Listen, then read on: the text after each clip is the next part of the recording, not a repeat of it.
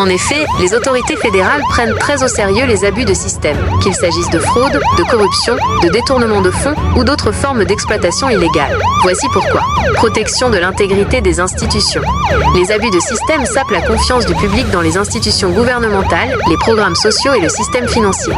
Les autorités fédérales ont la responsabilité de maintenir l'intégrité de ces systèmes et de veiller à ce que les ressources publiques soient utilisées de manière appropriée. Prévention de la fraude et de la corruption.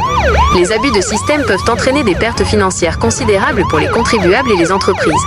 Les autorités fédérales mettent en œuvre des mesures de contrôle et de surveillance pour détecter et prévenir la fraude et la corruption.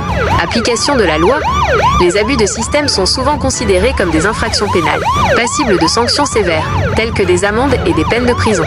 Les autorités fédérales ont le pouvoir d'enquêter et de poursuivre les personnes et les organisations impliquées dans ces activités illégales. Exemple d'action fédérale, les autorités fédérales enquêtent sur les fraudes à l'assurance maladie, les fraudes fiscales, les détournements de fonds publics et les autres formes d'abus de système.